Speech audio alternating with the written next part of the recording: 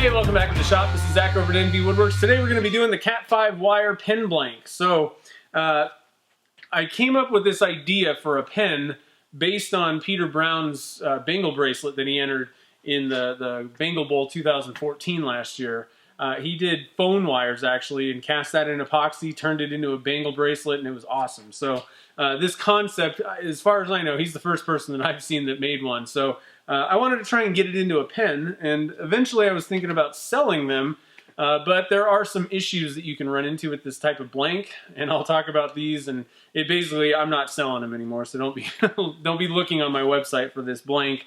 I'm not doing that, but it's not that hard to make them, so I definitely wanted to kind of share that and share some of the issues, and you know, somebody else out there might be able to figure out a good way to make these things so that they work well and you get good results, fairly guaranteed, and make some money. So I'll kind of show you what's going on here, so stick around and we'll make a pen blank. Alright, so making these is actually pretty simple. You can run into some issues, like I said, but the making of this is actually super simple. So you're going to need to get your pen kit, whatever pen kit you want to do. I did the cigar kit first, tried a Sierra. I think it'll work pretty much on any pen, for the most part. The cigars seem to work pretty well because you leave the blank kind of thick on those, or at least you easily can, and keep it looking good. So you go get your pen kit. You're going to need some data wire. Now I recommend you get category 5 data wire rather than category 6. 6 is a little bit thicker. You're looking at like about 5/1000ths difference, which doesn't sound like much really, but every thousandth helps, when you're making this and then when you're turning it also. So category 5 wire, and then you need casting resin. So the way that I did this, rather than just sticking it right onto the tube, I decided to bend the wire to shape using the Harbor Freight punch set. Those things are great for a lot of things. They're super cheap, and they give you a lot of different diameter punches that you can use. If in this case I needed something else to put it on, they're a little longer. Took it, clamped one end, and just started wrapping the wire around that. That gave me kind of a mold to get the right shape, and the data wire doesn't like spring back or anything, like unravel at least. You'll get a little spring back from it, but it pretty much stays in place. And then you cut it to length for your tube, and then you cast it. It's really not that hard.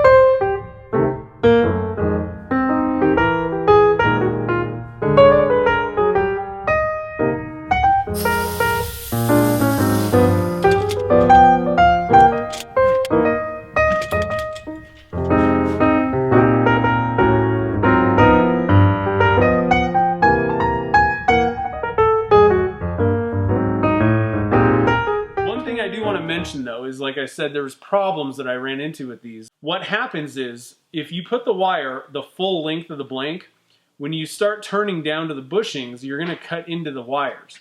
Now the problem with that is the wire jackets do not adhere to anything. You can't CA glue them. I don't even glue the wire to the tube or do anything like that.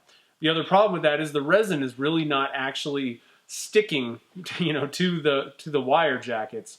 My theory was, if I can get the resin to stick to the tube and then encapsulate the wires, everything should be fine. Now the problem is, coming down to those bushings, you're going to cut into it, and what happens is, because it's not actually held in place by anything, the tool catches it and wants to rip it out. And I got a lot of tear out. Now I don't think it's necessarily dangerous. I would maybe watch out because it could shatter the blank, I guess, especially if you're using polyester resin or epoxy. A little bit more brittle, and maybe it'd be enough force to actually shatter it. So you do have to be careful turning these, but mainly I just got problems where I would have to fill it with CA glue, and I just thought, I'm not doing that. I don't want to sell a blank like this. But it is something that you can, you know, make on your own, and I wanted to share that if you wanted to try it.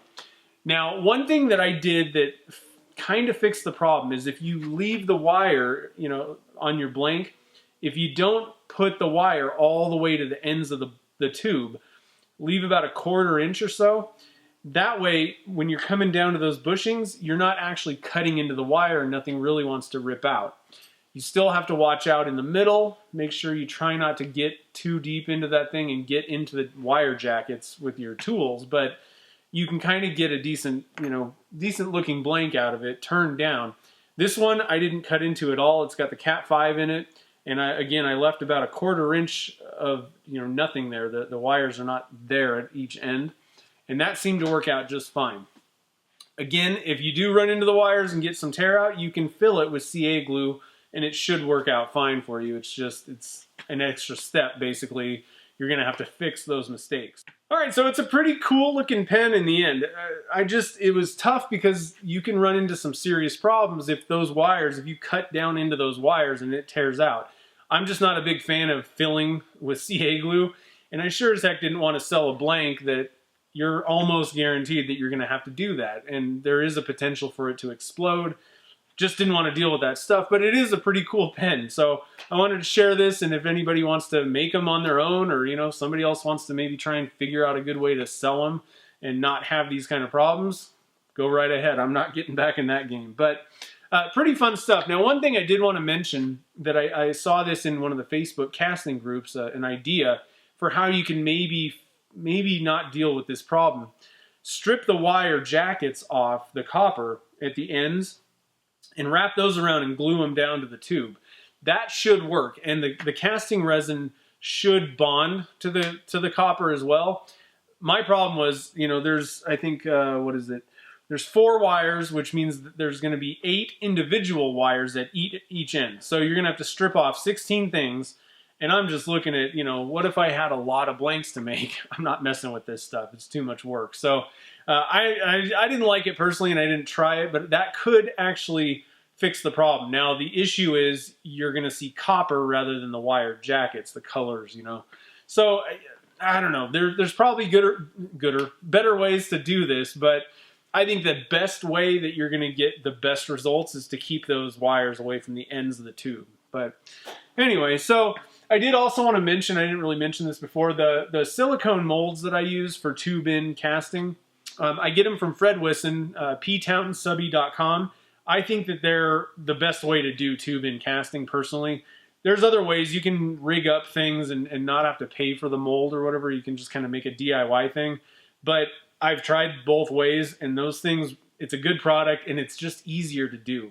It works for this kind of thing. So that's what I recommend because that's what I use. But I'll have a link to Fred's website and he's got, you know, all kinds of different ones. Cigars, Sierras, Junior Gent, and, you know, whatever. A lot of them, and he does custom ones too. So if you don't see the kit you want or have, then he can do whatever you want. So anyway, I'll leave a link. I'm blabbering at this point. So if you have any comments or questions, you can leave those down below. You can always email me at zach@nvwoodworks.com. I'm out there on Facebook and Twitter.